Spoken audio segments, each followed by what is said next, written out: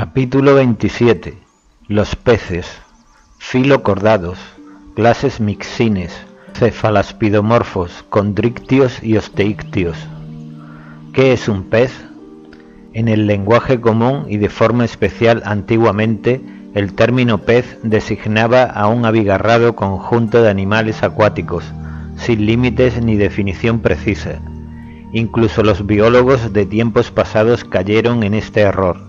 Los naturalistas del siglo XVI calificaron como peces a focas, ballenas, anfibios, cocodrilos, incluso a hipopótamos y a cierto número de invertebrados acuáticos. Más tarde los biólogos hilaron más fino y descartaron primero a los invertebrados y después a los anfibios, los reptiles y los mamíferos, estrechando así los límites de su concepción de pez. Hoy en día reconocemos como tal a un vertebrado acuático, que respira por medio de branquias y que posee miembros en forma de aletas y una piel generalmente cubierta por escamas de origen dérmico. Incluso este concepto moderno solamente se utiliza por conveniencia y no como unidad taxonómica. Los peces no son un grupo monofilético, porque el antecesor común de los vertebrados terrestres, tetrápodos, se encuentra en un grupo de peces, los arcopterigios. Así los peces pueden definirse en sentido evolutivo como los vertebrados que no son tetrápodos. Como los peces viven en un hábitat básicamente extraño para el hombre, la gente no ha apreciado en su totalidad la increíble diversidad de estos animales. A pesar de ello, y admirados o no por el hombre, los peces han disfrutado de una intensa diversificación que ha dado lugar a las cerca de 28.000 especies actuales, más que todas las restantes especies de vertebrados juntas, con adaptaciones que les han permitido adecuarse a casi cualquier entorno acuático concebible. Ningún otro animal amenaza su dominio de los mares, los ríos y los lagos. Posición en el reino animal. Los peces constituyen un vasto conjunto de vertebrados acuáticos con aletas, que respiran por branquias. Son los miembros más antiguos y más diversos del subfilo vertebrados en el filocordados. Constituyen 4 de las 8 clases de vertebrados y la mitad de sus aproximadamente 48.000 especies conocidas. Aunque son un conjunto heterogéneo, muestran una continuidad filogenética dentro del grupo y con los vertebrados tetrápodos.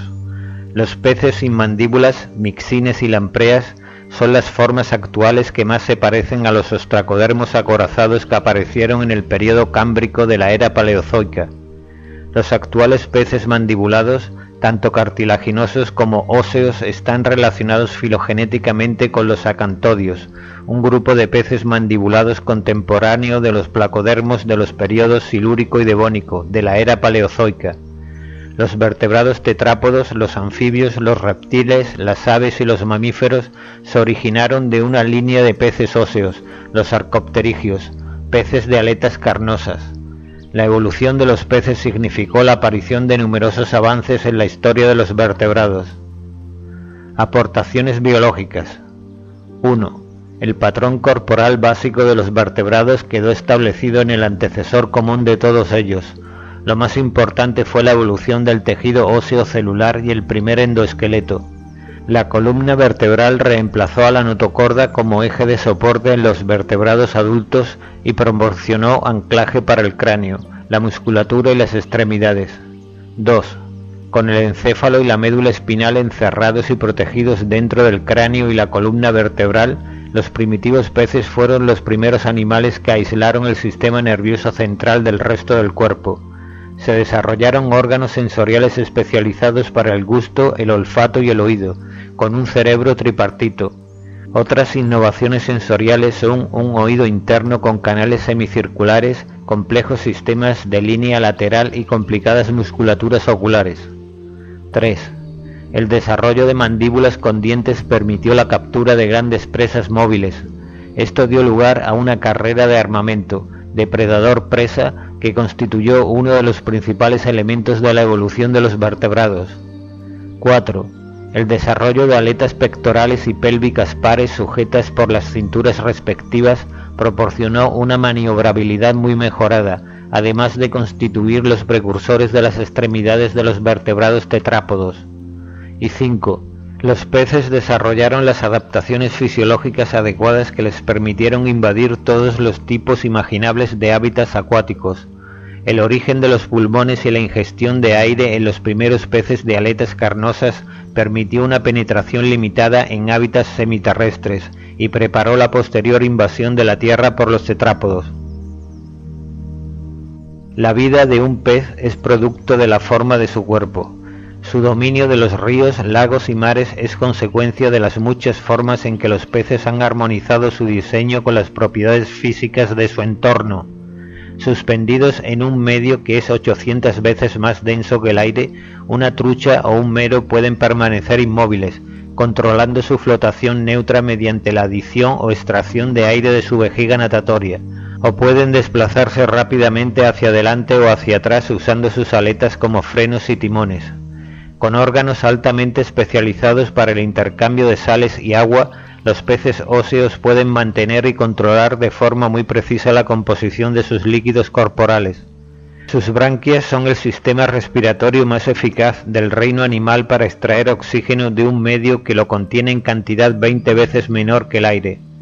Los peces tienen excelentes sentidos de la vista y el olfato, y un exclusivo sistema de la línea lateral, que con su exquisita sensibilidad para detectar corrientes de agua y vibraciones proporciona un tacto a distancia en el agua. Al sojuzgar los problemas físicos de su elemento, los peces desarrollaron un arquetipo corporal y un juego de adaptaciones fisiológicas que dirigió, pero también limitó la evolución de los demás grupos de vertebrados que descendieron de ellos. Origen y relaciones de los principales grupos de peces. Los peces son un antiguo linaje y descienden de un antecesor protocordado, nadador y desconocido. Las hipótesis acerca del origen de cordados y vertebrados se discutieron en el capítulo 26. Independientemente de su origen durante el Cámbrico o quizás en el Precámbrico, los primeros vertebrados pisciformes dieron lugar a los agnatos, sin mandíbulas, y a los natostomados, con mandíbulas. Los vertebrados subsiguientes descendieron de uno u otro de estos dos importantes grupos. Los agnatos, el más primitivo de los dos, incluye a los extintos ostracodermos y a los mixines y lampreas actuales, peces adaptados como carroñeros o parásitos. Los agnatos no tienen vértebras, pero se incluyen en los vertebrados por la presencia de un cráneo y otras homologías. La ascendencia de mixines y lampreas no es clara. Se parecen poco a los extintos ostracodermos, aunque superficialmente los mixines y lampreas son muy semejantes. De hecho son tan diferentes que los ictiólogos les han asignado clases separadas. Todos los peces restantes tienen extremidades pares y mandibuladas, y están incluidos, al igual que los tetrápodos, los vertebrados terrestres, en el linaje monofilético de los natostomados. Aparecen en el registro fósil en el período silúrico, con mandíbulas completamente formadas, sin que se conozcan formas intermedias entre los agnatos y los natostomados. Durante el período devónico, la era de los peces, aparecieron 4 grupos de peces mandibulados.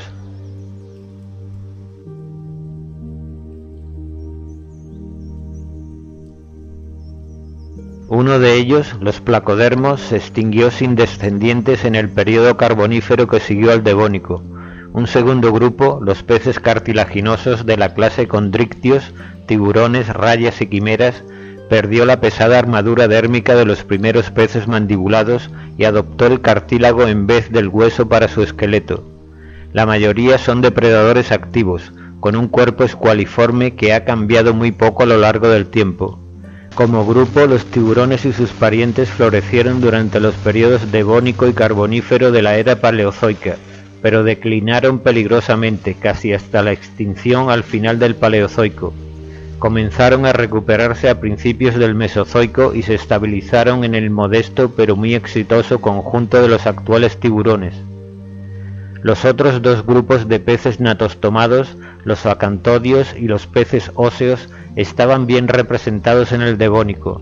Los acantodios se parecían a los peces óseos, pero se distinguían de ellos por la presencia de fuertes espinas en todas las aletas excepto la caudal. Se extinguieron a principios del Pérmico.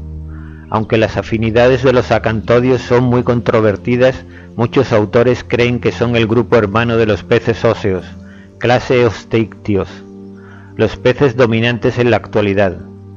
Podemos distinguir dos líneas fundamentales de peces óseos. Con diferencia, la más diversa de las dos es la de los peces de aletas con radios, subclase Actinopterigios, que se diversificó para dar lugar a los peces actuales. Otra clase, los peces de aletas lobuladas, subclase Sarcopterigios, aunque hoy es un grupo relicto, tiene el honor de ser el grupo hermano de los tetrápodos. Los peces de aletas lobuladas están representados actualmente por los peces pulmonados y el celacanto, meros remanentes de grupos que florecieron en el Devónico. Superclase Agnatos, peces sin mandíbulas.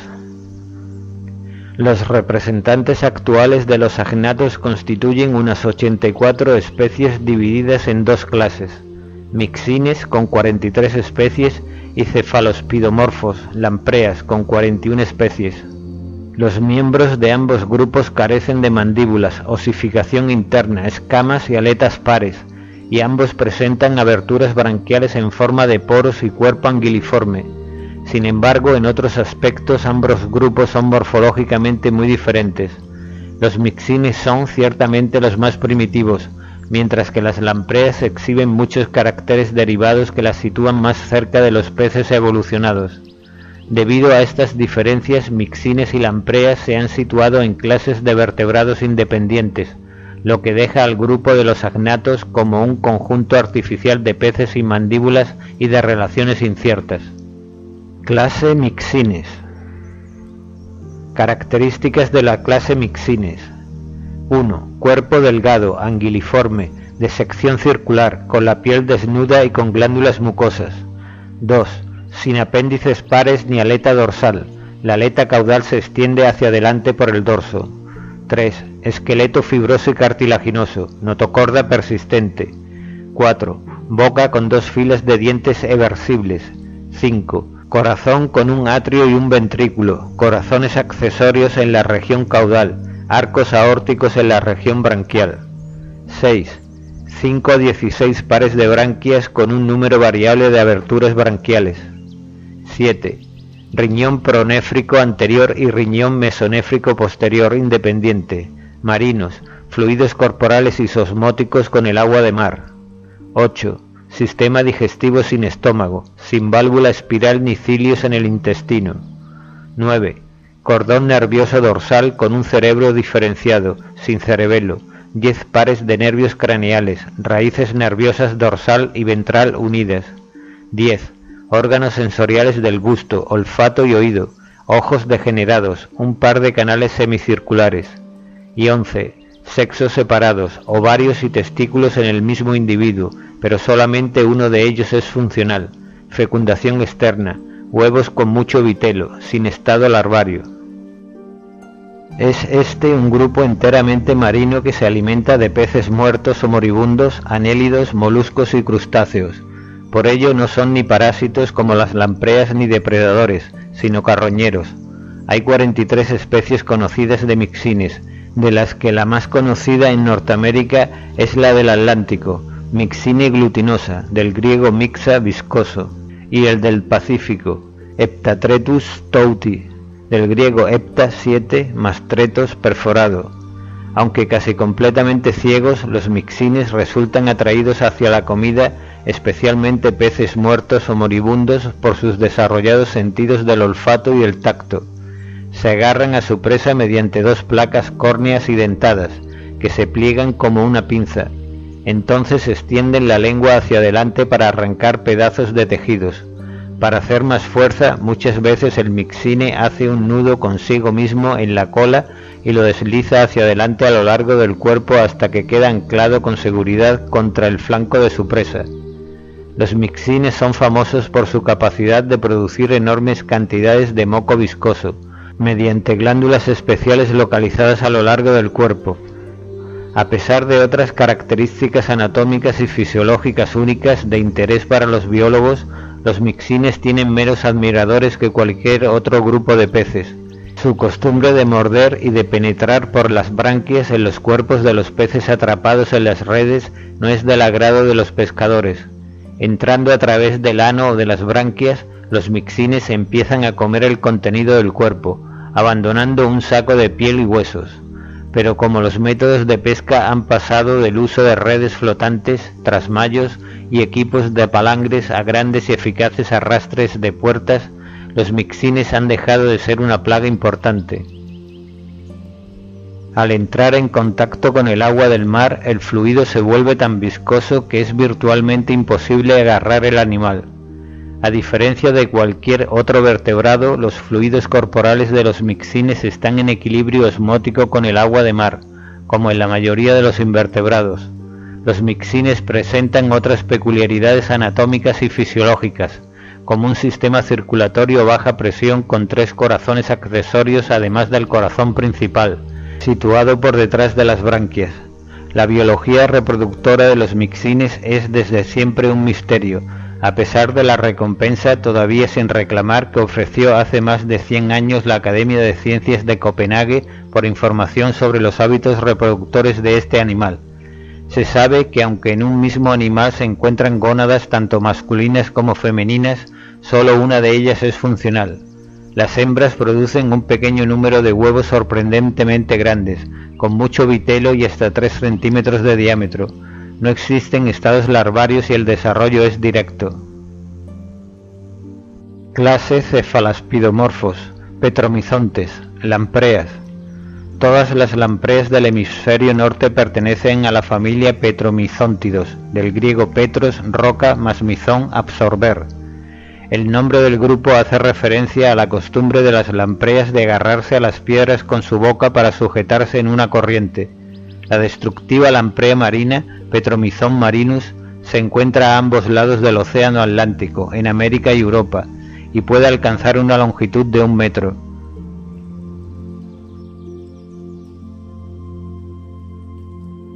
Características de la clase Cephalaspidomorphos. 1. Cuerpo delgado, anguiliforme, de sección redondeada y con la piel desnuda. 2. 1 o 2 aletas impares, medianas, sin apéndices pares. 3. Esqueleto fibroso y cartilaginoso, notocorda persistente. 4. Disco oral en forma de ventosa, provisto, al igual que la lengua, de dientes bien desarrollados. 5. Corazón con un atrio y un ventrículo, arcos aórticos en la región branquial. 6. 7 pares de branquias, con sus aberturas externas correspondientes. 7. Riñón mesonéfrico, dulceacuícolas y anádromos, fluidos corporales regulados osmótica e iónicamente. 8. Cordón nervioso dorsal con cerebro desarrollado y un pequeño cerebelo. 10 pares de nervios craneales, raíces dorsal y ventral de los nervios separadas. 9. Sistema digestivo sin estómago, intestino con pliegues espirales y cilios. 10.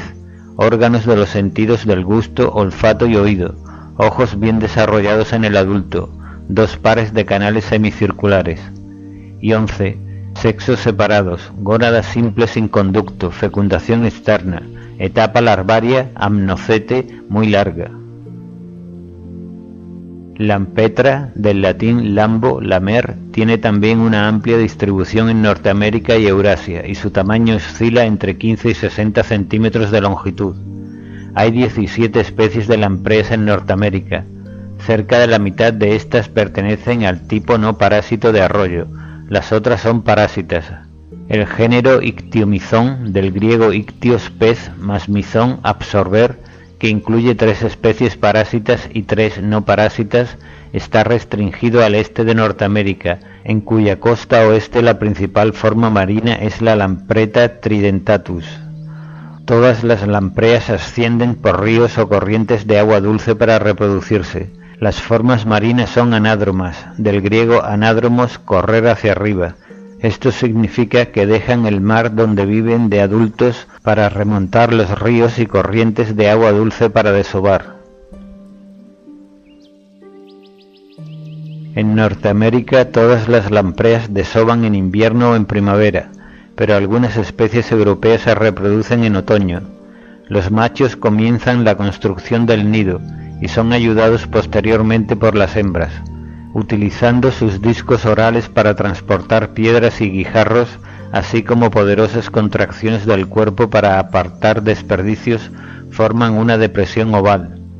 En el momento del desove, con la hembra sujeta a una roca para mantenerse en posición sobre el nido, el macho se adhiere por el lado dorsal a la cabeza de la hembra. A medida que los huevos son depositados en el nido, van siendo fecundados por el macho. Los pegajosos huevos están adheridos a los guijarros en el nido y rápidamente quedan cubiertos por arena. Los adultos mueren poco después de la puesta. Los huevos eclosionan 2 semanas más tarde, y de ellos sale una pequeña larva, el amnocete, que es tan distinta a sus padres que los biólogos antiguos la describieron como una especie diferente. La larva presenta una marcada semejanza con el anfioxo, y posee las características básicas de cordados de una manera tan simplificada y fácilmente visible que es considerada un arquetipo de cordado. Después de reabsorber los restos de vitelo nutritivo, la joven amnocete, ahora de unos 7 milímetros de longitud, abandona el nido y se deja llevar corriente abajo para instalarse en una zona arenosa apropiada de aguas lentas. Aquí permanece un tiempo extraordinariamente largo, de 3 a 7 años, y entonces se transforma rápidamente en adulto. Este cambio comprende el desarrollo de grandes ojos, la sustitución del capuchón oral por el disco con dientes, el desplazamiento de los orificios nasales al dorso de la cabeza y el desarrollo de un cuerpo cilíndrico pero más corto. Las lampreas parásitas, ya migren al mar si son marinas o permanezcan en agua dulce, se adhieren a los peces por su boca a modo de ventosa, y con sus afilados dientes córneos rascan la carne y chupan los fluidos corporales. Para aumentar el flujo de sangre, las lampreas inyectan un anticoagulante. Cuando la lamprea se ha saciado, suelta su presa, pero deja al pez con una gran herida que puede llegar a ser mortal. Los parásitos adultos de agua dulce viven 1 año o más antes del desove y después mueren. Las formas anádromas viven más tiempo. Las lampreas no parásitas no se alimentan después de convertirse en adultos. Su tubo digestivo degenera como un cordón de tejido no funcional. Al cabo de pocos meses se reproducen y mueren. La invasión de los grandes lagos por la lamprea marina Petromyzon marinus en este siglo ha tenido un efecto devastador sobre los recursos pesqueros. Hasta que en 1829 fue construido el canal Welland Ship, no habían existido lampreas en los grandes lagos al oeste de las cataratas del Niágara. Incluso entonces debieron pasar unos 100 años antes de verlas por primera vez en el lago Eire. Después de aquello la expansión fue rápida, y las lampreas marinas fueron la causa de extraordinarios daños en todos los grandes lagos hasta finales de los años 40. Ninguna especie de pez quedó inmune al ataque, pero las lampreas marinas preferían las truchas del lago, y esta multimillonaria industria pesquera quebró a principios de los años 50. Entonces las lampreas se inclinaron por las truchas arcoíris, la perca y el arenque, todas ellas importantes especies comerciales. Estos grupos de peces fueron diezmados uno tras otro. Entonces las lampreas comenzaron a atacar gobios, cotos y rémoras. Coincidiendo con el declive de las especies atacadas, la lamprea de mar comenzó a declinar después de alcanzar el máximo de abundancia en 1951 en los lagos Huron y Michigan, y en 1961 en el lago Superior. La disminución ha sido atribuida a la escasez de comida y a la efectividad de medidas de control, principalmente larvicidas químicos en áreas seleccionadas de puesta. Las truchas del lago, ayudadas por un programa de recuperación que comenzó en 1967, están hoy en día restablecidas. Las proporciones del daño son bajas en el lago Michigan, pero todavía altas en el Hurón. Las organizaciones pesqueras están experimentando con la introducción de machos de lamprea estériles en los arroyos de cría. Estos machos copulan con las hembras fértiles, pero los huevos no se desarrollan. Clase Chondrictios, peces cartilaginosos. Características de la clase Chondrictios. 1. Cuerpo fusiforme con aleta caudal heterocerca, dificerca en las quimeras. Aletas pectorales y pelvianas pares, 2 aletas dorsales, aletas pelvianas modificadas en el macho como órganos de la cópula. 2. Boca ventral, Dos sacos olfatorios que no abren en la cavidad bucal en los elasmobranquios. Las narinas desembocan en la cavidad bucal en las quimeras. Tienen mandíbulas. 3. Piel con escamas placoideas, dentículos dérmicos y glándulas mucosas en los elasmobranquios. Piel desnuda en las quimeras. Escamas placoideas modificadas como dientes en los elasmobranquios. Dientes transformados en placas trituradoras en las quimeras. 4. Endoesqueleto enteramente cartilaginoso, notocorda persistente, vértebras completas y separadas en elasmobranquios, sin vértebras en las quimeras. Hay un esqueleto pendicular con cinturas y un esqueleto visceral. 5. Sistema digestivo con estómago en forma de J, sin estómago en las quimeras, e intestino con válvula espiral. Hígado, vesícula biliar y páncreas. 6. Sistema circulatorio con varios pares de arcos aórticos, aorta dorsal y ventral, sistema capilar y venoso, sistemas porta, renal y hepático, corazón bicameral. 7. Respiración por medio de 5 a 7 pares de branquias, con hendiduras branquiales independientes y expuestas en elasmobranquios, opérculo cubriendo 4 aberturas branquiales en las quimeras. 8. No presentan vejiga natatoria ni pulmones. 9. Riñón mesonéfrico y glándula rectal, sangre isosmótica o ligeramente hiperosmótica con el agua de mar, altas concentraciones de urea y óxido de trimetilamina en la sangre. 10. Cerebro con 2 lóbulos olfativos, 2 hemisferios cerebrales, 2 lóbulos ópticos, un cerebelo y una médula oblonga, 10 pares de nervios craneales, 3 pares de canales semicirculares. 11. Sentidos del olfato, recepción de vibraciones, sistema de la línea lateral y electrorecepción bien desarrollados, visión moderadamente eficaz.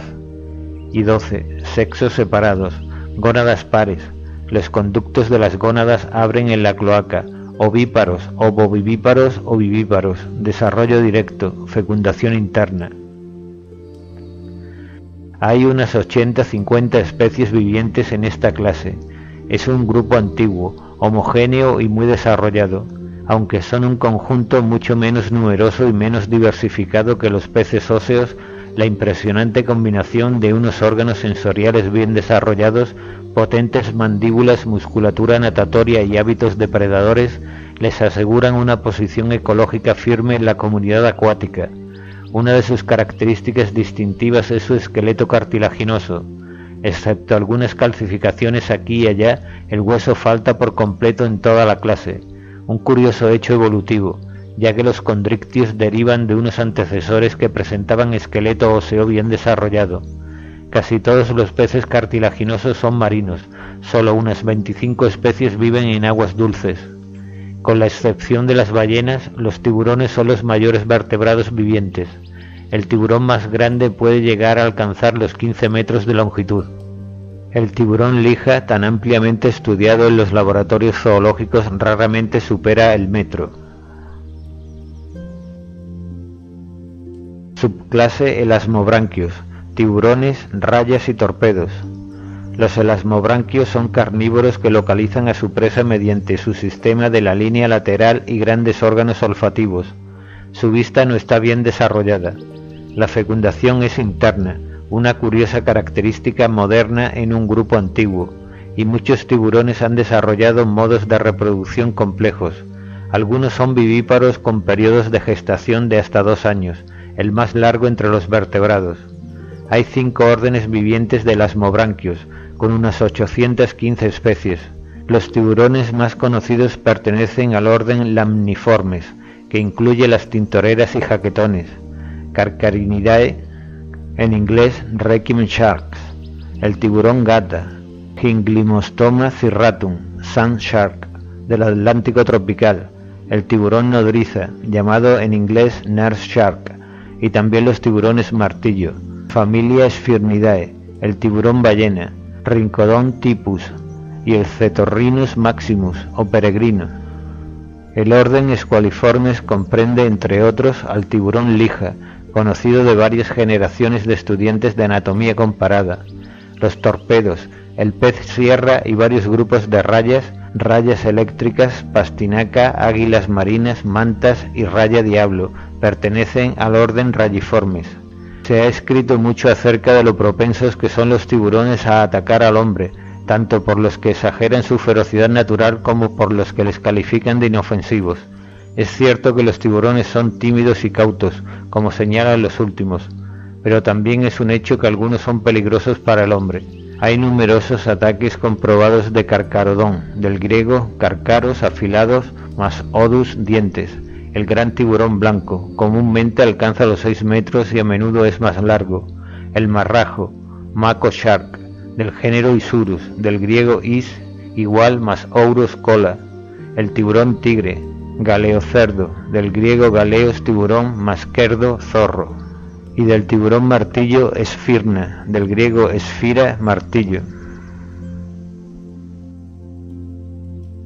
Las pesquerías mundiales de tiburones están experimentando una presión sin precedentes, principalmente por la demanda de aletas para cocinar la famosa sopa de aleta de tiburón, una exquisitez oriental, a razón de $50 el plato.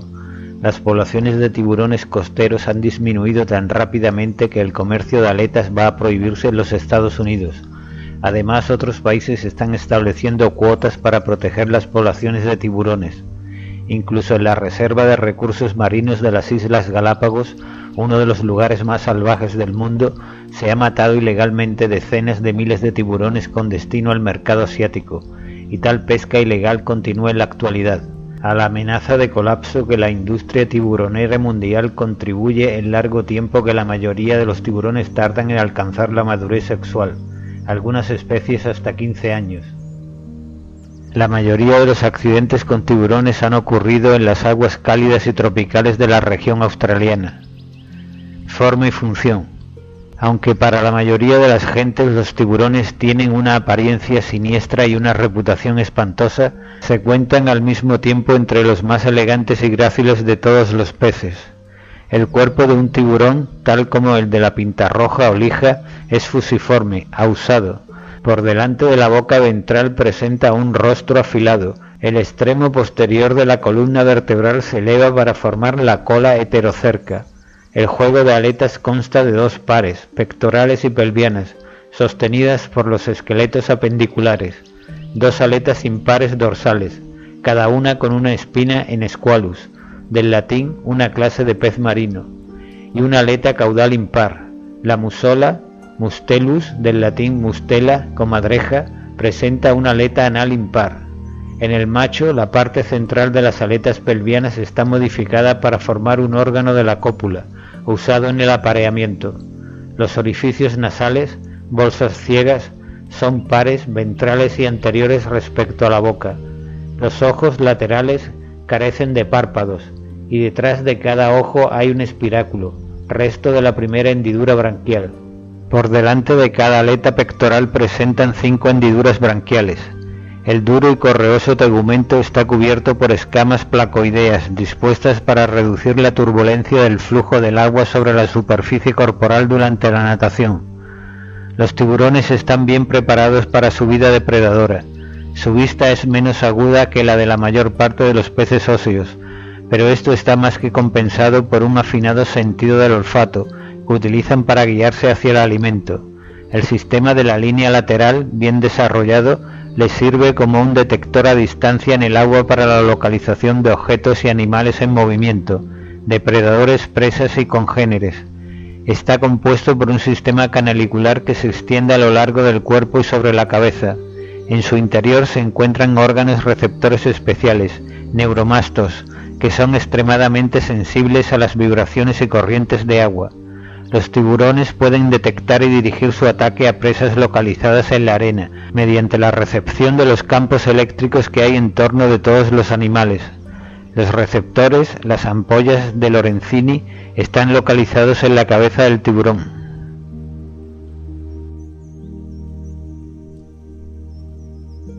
Ambas mandíbulas superior e inferior están provistas de muchos dientes triangulares afilados.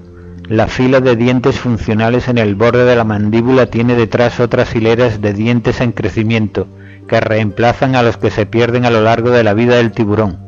La cavidad bucal se abre en una amplia faringe que contiene las aberturas independientes de las hendiduras branquiales y espiráculos.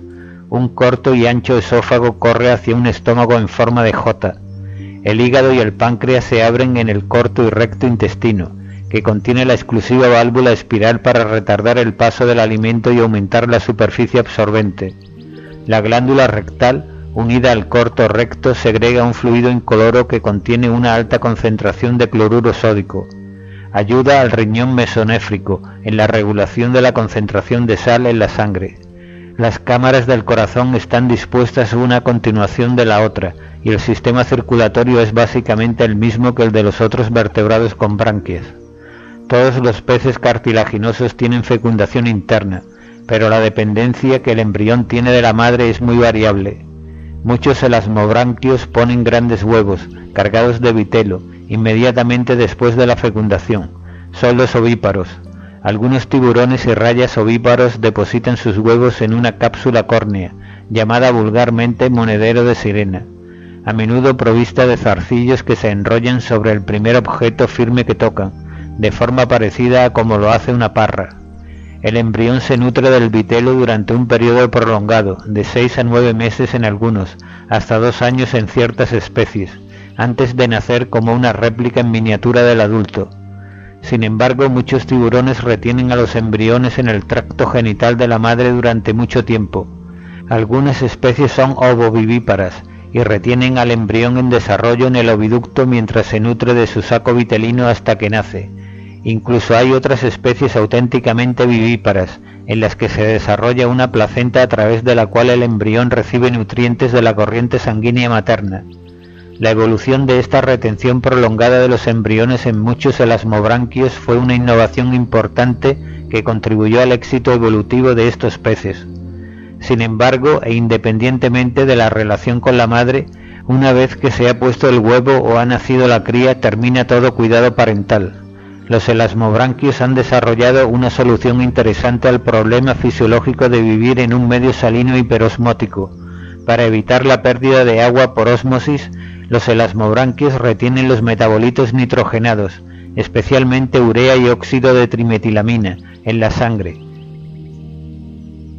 Estos metabolitos, combinados con las sales del plasma, permiten que la concentración de solutos de la sangre exceda ligeramente la del agua marina, eliminando el desequilibrio osmótico entre su cuerpo y el agua del mar circundante. Algo más de la mitad de todos los elasmobranquios son rayas, un grupo que incluye los torpedos, los peces sierra, las pastinacas, las águilas marinas y las mantas. Todos ellos están especializados para habitar los fondos, con las aletas pectorales muy ensanchadas y fusionadas a la cabeza, que utilizan como alas en la natación. Las aberturas branquiales están situadas debajo de la cabeza, pero los grandes espiráculos son dorsales. El agua para la respiración es tomada a través de los espiráculos para impedir la obstrucción de las branquias, ya que la boca está a menudo enterrada en la arena. Sus dientes están adaptados para triturar sus presas, moluscos, crustáceos y en ocasiones pequeños peces. En el orden Rayiformes, solamente la familia Rayidae contiene a las familiares rayas. Estas son los únicos miembros del orden que no paren crías vivas, sino que ponen grandes huevos con mucho vitelo encerrados en una cápsula coriácea, el monedero de sirena, que resulta muchas veces arrastrado a las playas. Aunque delgada, la cola de las rayas es más musculosa que la de la pastinaca y el águila marina. Generalmente tienen 2 aletas dorsales y a veces una aleta caudal. En la pastinaca, la cola está adelgazada y en forma de látigo, y va armada con una o más espinas terminadas en sierra y conectadas por la base a glándulas venenosas. Puede producir heridas peligrosas que cicatrizan lentamente y dejan secuelas. Las rayas eléctricas, pez torpedo, son peces poco activos con grandes órganos eléctricos a cada lado de la cabeza. Cada órgano está compuesto por numerosas pilas verticales de células discoidales conectadas en paralelo, de forma que cuando todas las células se descargan a la vez, se produce una corriente de alto amperaje que fluye al agua circundante. El voltaje producido es relativamente bajo, pero la potencia de salida puede ser de varios kilovatios, suficiente como para aturdir a una presa o desanimar a un predador. Los torpedos fueron utilizados por los antiguos egipcios como una forma de electroterapia en el tratamiento de afecciones como la artritis y la gota. Subclase Holocéfalos. Quimeras. Los miembros de la pequeña subclase Holocéfalos, distinguidos por unos nombres sugestivos como pez rata, pez conejo, pez fantasma y pez espectro, son restos de una estirpe aberrante que se separó de los elasmobranquios hace al menos 350 millones de años, periodo devónico de la era paleozoica. Los fósiles de quimeras aparecen por primera vez en el Jurásico, alcanzando su cenit en el Cretácico y Terciario temprano hace 120 a 50 millones de años, y han disminuido desde entonces. En la actualidad existen solo unas 30 especies supervivientes. Anatómicamente presentan una extraña mezcla de caracteres, tanto de escualos como de peces óseos. En vez de dientes, sus mandíbulas llevan placas anchas y lisas. La mandíbula superior está completamente fusionada al cráneo, un desarrollo muy poco usual en peces. Se alimentan de algas, moluscos, equinodermos, crustáceos y peces, una sorprendente dieta mixta para una dentición especializada en triturar el alimento. Las quimeras no son especies comerciales y se capturan raramente. A pesar de su forma grotesca, presentan unas coloraciones muy llamativas, con brillo iridiscente. Clase Osteictios, los peces óseos. Características de la clase Osteictios. 1. Esqueleto más o menos óseo, que representa el esqueleto primitivo, vértebras numerosas, notocorda que puede persistir en parte, aleta caudal generalmente homocerca. 2. Tegumento con glándulas mucosas y con escamas dérmicas incluidas, de 3 tipos, ganoideas, cicloideas y tenoideas, algunos sin escamas, no presentan escamas placoideas. 3. Aletas pares e impares con radios de cartílago o hueso. 4.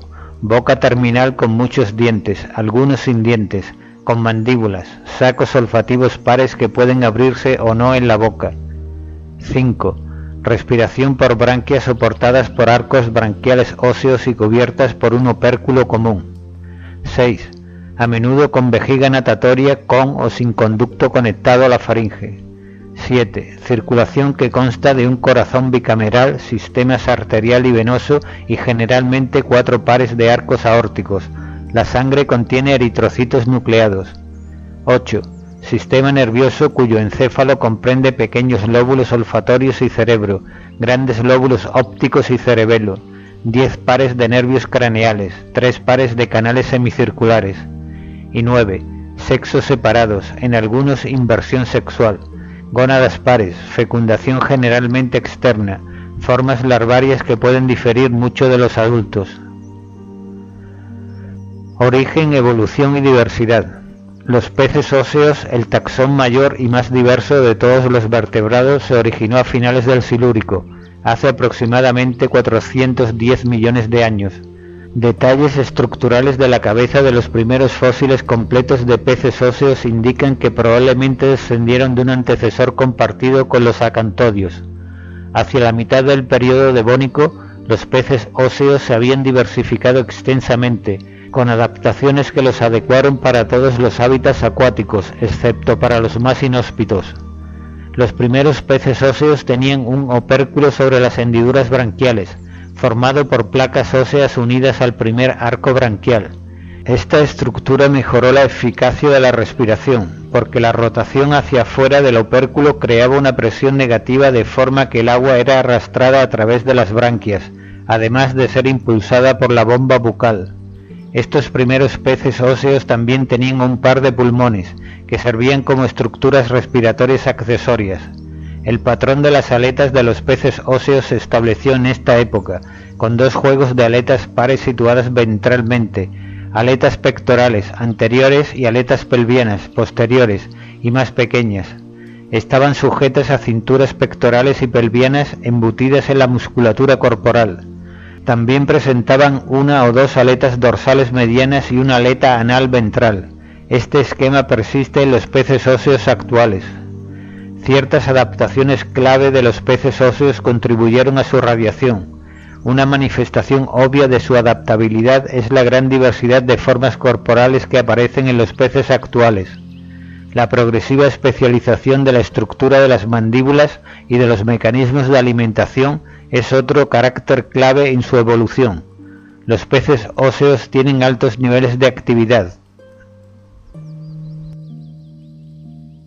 mantenidos por un diseño branquial muy eficaz para el intercambio gaseoso, la rápida oxidación metabólica del alimento y una forma muy eficaz de locomoción ondulatoria que persiste en muchos tetrápodos, por ejemplo en las salamandras, las serpientes y muchos lagartos. Hacia la mitad del Devónico, los osteíctios se habían dividido en dos ramas diferentes. Una de ellas, los peces de aletas con radios, actinopterigios, incluye a los peces óseos modernos, la mayor radiación de todos los vertebrados. La otra rama, los peces de aletas lobuladas, sarcopterigios, ha permanecido como un grupo relicto, representado hoy en día por los peces pulmonados y el celacanto. Su historia evolutiva es de gran interés, porque son el grupo hermano de todos los vertebrados terrestres, los tetrápodos.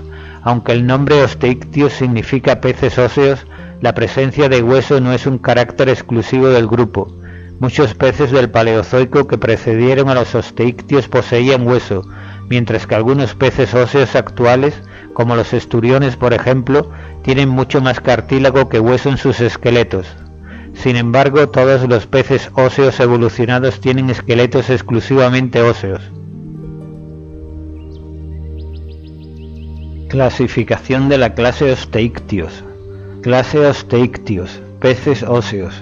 Dos subclases, 45 órdenes actuales. Subclase Actinopterigios, peces de aletas con radios. Dos superórdenes y 42 órdenes actuales. Superorden Condrósteos, del griego condros, cartílago, más osteon, hueso. Primitivos peces de aletas con radios. 10 órdenes extinguidos. Dos órdenes vivientes que incluyen el bichir, Polypterus, los esturiones y el pez espátula. Superorden Neopterigios, del griego neos, nuevo, más pterix, aleta, ala. Modernos peces óseos. Los neopterigios primitivos comprenden 5 órdenes extintos y 2 actuales, estos últimos representados por los lepidósteos, Lepisosteus, y las amias, amia. Los neopterigios actuales se sitúan en la división teleósteos, con 38 órdenes vivientes, cuerpo cubierto de finas escamas sin capa ósea, cicloideas o tenoideas, o sin escamas. Las partes dérmicas y cartilaginosas del cráneo íntimamente unidas, aleta caudal mayoritariamente homocerca, boca terminal, notocorda como mero vestigio, vejiga natatoria principalmente como órgano hidrostático y generalmente no comunicada con el esófago, endoesqueleto mayoritariamente óseo. Los 40 órdenes vivientes comprenden 428 familias y aproximadamente 23.640 especies, lo que representa un 96% de todos los peces actuales. Subclase Sarcopterigios, peces de aletas lobuladas. 10 órdenes extinguidos, 3 órdenes vivientes que incluyen el celacanto, la Timeria calumnae y 3 géneros pulmonados, Neoceratodus, Lepidosiren y Protopterus. Peces de aletas con radios, subclase Actinopterigios. Los peces de aletas con radios son un inmenso grupo que incluye la gran mayoría de los peces óseos más conocidos, más de 24.000 especies. El grupo tiene sus comienzos en el Devónico, en lagos y cursos de agua dulce. Eran pequeños peces de ojos grandes, bocas amplias y aletas caudales heterocercas.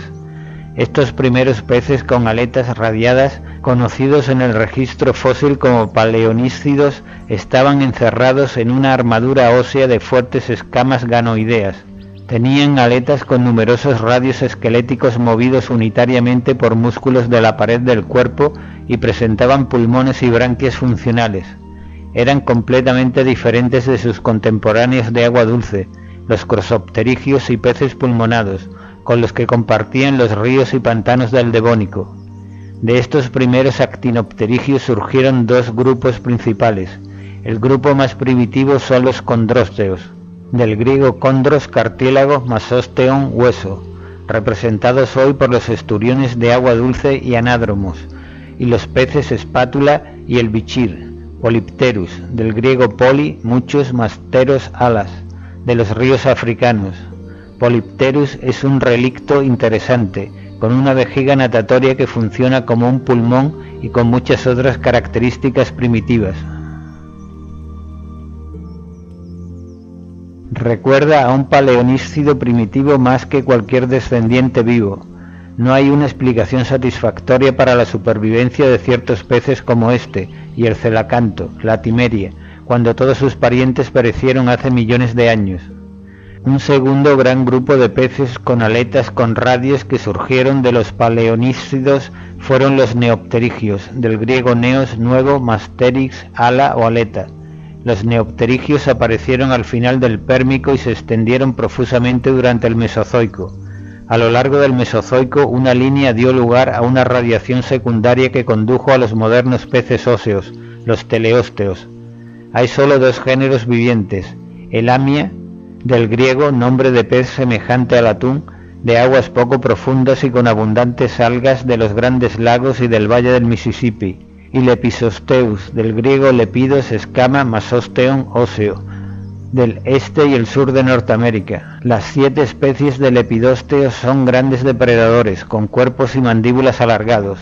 Estos peces abandonan su aspecto letárgico lanzándose repentinamente contra su presa, a la que atrapan con sus dientes afilados como agujas. El principal grupo de neopterigios son los teleósteos, del griego teleos, perfecto, más osteon, hueso, los peces óseos modernos. La diversidad apareció muy pronto en la evolución de los teleósteos, presagiando la increíble variedad de formas corporales que tienen los teleósteos hoy. Las pesadas escamas en forma de armadura de los peces más primitivos fueron reemplazadas por escamas cicloideas y tenoideas, flexibles, delgadas y ligeras. Ambas se parecen mucho, excepto en que las tenoideas tienen relieves pectinados en su borde libre, que pueden constituir una adaptación para reducir la fricción al nadar. Algunos teleósteos, como el pez gato, carecen por completo de escamas. Casi todos los teleósteos tienen una cola homocerca, con los lóbulos superior e inferior de igual tamaño.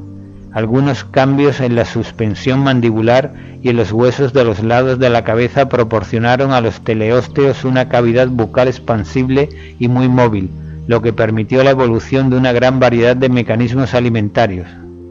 Los pulmones de las formas primitivas se han transformado en los teleósteos en una vejiga natatoria con funciones de flotación. Los teleósteos tienen aletas muy maniobreras para el control del movimiento. En los pequeños teleósteos las aletas están provistas de agudas espinas, lo que les hace muy desagradables en la boca de posibles depredadores. Con estas adaptaciones y muchas otras, los teleósteos se han convertido en los peces de mayor éxito. Peces de aletas lobuladas, subclases sarcopterigios. Los peces de aletas lobuladas están representados en la actualidad solamente por 7 especies, 6 especies en 3 géneros de peces pulmonados y una especie aislada, el celacanto, todos ellos supervivientes de un grupo que fue abundante durante el período devónico del Paleozoico. Las relaciones entre los sarcopterigios son problemáticas y algunos autores dividen a los pulmonados y a los peces de aletas lobuladas en subclases independientes dentro de los peces óseos, pero la distancia entre los dos grupos no parece ser tan grande como se pensaba. Todos los antiguos sarcopterigios tenían tanto pulmones como branquias y una cola de tipo heterocerca. Sin embargo, durante el Paleozoico la orientación de la columna vertebral cambió de forma que la cola se hizo simétrica y las aletas impares dorsal y ventral se desplazaron hacia atrás, lo que conformó una aleta continua y flexible alrededor de la cola.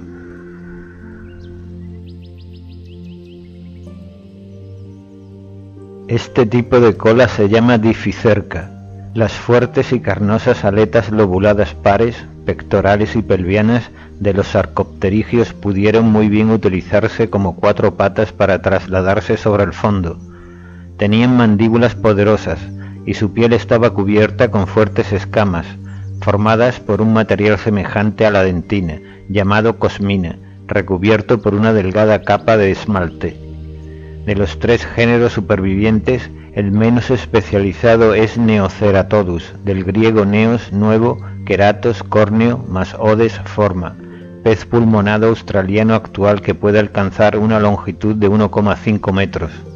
Este pez pulmonado es capaz de sobrevivir en aguas estancadas poco oxigenadas, subiendo a la superficie para introducir aire en su único pulmón, pero no puede sobrevivir fuera del agua. El pez pulmonado sudamericano, Lepidosiren, del latín lepidus, bonito, más siren, sirenas míticas, y el africano Protopterus, del griego protos, primero, más teron, ala, son ramas evolutivas de los dipnoos y pueden vivir fuera del agua durante largos periodos de tiempo. Protopterus vive en África en corrientes y ríos que se agostan durante la estación seca, con un lecho fangoso endurecido por el caluroso sol tropical. El pez excava y se hunde en el fango al aproximarse el periodo de sequía, y segrega una baba copiosa que se mezcla con el fango para formar un duro capullo en el que estiva hasta la llegada de las lluvias. Sorprendentemente se sabe muy poco sobre la ecología del pulmonado sudamericano Lepidosiren. Los peces de aletas lobuladas, llamados crossopterigios en algunas clasificaciones, están divididos en 2 grandes grupos. Los ripidistios florecieron a finales de la era paleozoica y después se extinguieron. Los ripidistios son de especial importancia porque incluyen a los antecesores de los tetrápodos y en términos cladistas constituyen por tanto un grupo parafilético. El segundo grupo son los celacantos. Estos aparecieron también en el Devónico, sufrieron una pequeña radiación y alcanzaron su cima evolutiva en el Mesozoico. Al final de esta era estuvieron a punto de desaparecer, pero dejaron una especie superviviente muy interesante, Latimeria calumnae, denominada así en honor a Mary Courtney Latimer, directora del Museo de África del Sur. Como se creía que los últimos celacantos se habían extinguido hace 70 millones de años, es imaginable el asombro del mundo científico cuando fueron encontrados los restos de un celacanto en un dragado en la costa de Sudáfrica en 1938. Comenzó una investigación intensiva en las Islas Comores, cerca de Madagascar, donde lo capturaron ocasionalmente pescadores nativos con anzuelos, a mano a grandes profundidades. Han sido capturados numerosos ejemplares, muchos en excelentes condiciones, aunque ninguno ha logrado sobrevivir más que algunas horas a su captura. El celacanto marino moderno es un descendiente de un tronco de celacantos de agua dulce del Devónico. La aleta caudal es del tipo dificerco, pero posee un pequeño lóbulo entre los lóbulos caudales superior e inferior, lo que produce una estructura trilobulada. Los celacantos también presentan algunas características degenerativas tales como más zonas cartilaginosas y una vejiga natatoria que está calcificada o persiste como un mero vestigio. También carecen de coanas, tan características en los crossopterigios, pero esto probablemente sea una pérdida secundaria, como consecuencia de la adopción de una vida batipelágica. Obviamente ni los orificios nasales ni los pulmones funcionales tienen relevancia alguna a tales profundidades. Adaptaciones estructurales y funcionales de los peces. Locomoción en el agua. Para el ojo humano algunos peces son capaces de nadar a velocidades extremadamente altas, pero nuestro juicio está involuntariamente influido por la propia experiencia de que el agua es un medio que ofrece mucha resistencia cuando nos desplazamos en él. La mayoría de los peces, tales como la trucha o un foxino, pueden nadar a un máximo de 10 cuerpos por segundo. Obviamente una hazaña impresionante para las medidas humanas. Cuando estas velocidades las transformamos en kilómetros por hora, significa que una trucha de unos 30 centímetros alcanza cerca de 10,4 kilómetros por hora. Como regla general, cuanto más grande es el pez, más rápido puede nadar. El mecanismo de propulsión de un pez es la musculatura de su tronco y su cola. La musculatura locomotriz axial está compuesta de bandas musculares en zigzag llamadas miómeros. Las fibras musculares de cada miómero son relativamente cortas y se anclan en los septos del tejido conjuntivo que separa cada miómero de los adyacentes. Para medir la velocidad de crucero de un pez se utiliza una rueda para peces. Se trata de un canal en forma de anillo lleno de agua que se hace girar a igual velocidad pero en dirección opuesta a como nada el pez. Mucho más difíciles de medir son los repentinos acelerones que pueden realizar la mayoría de los peces para capturar una presa o para evitar ser a su vez capturados. Un atún fue cronometrado a 66 km por hora. Se cree que el pez espada y el marlín son capaces de explosiones de velocidad que llegan o incluso sobrepasan los 110 km por hora. Tales velocidades no pueden mantenerse por más de 1 a 5 segundos. En la superficie del cuerpo los miómeros toman forma de una W a cada lado, pero internamente las bandas musculares están plegadas de forma compleja y encajadas unas en otras, de manera que el empuje de cada miómero afecta a varias vértebras. Esta disposición proporciona un control más preciso y poderoso, ya que para flexionar una determinada parte del cuerpo resultan implicados muchos miómeros. La comprensión de cómo nadan los peces puede abordarse estudiando cómo nada un pez tan flexible como la anguila.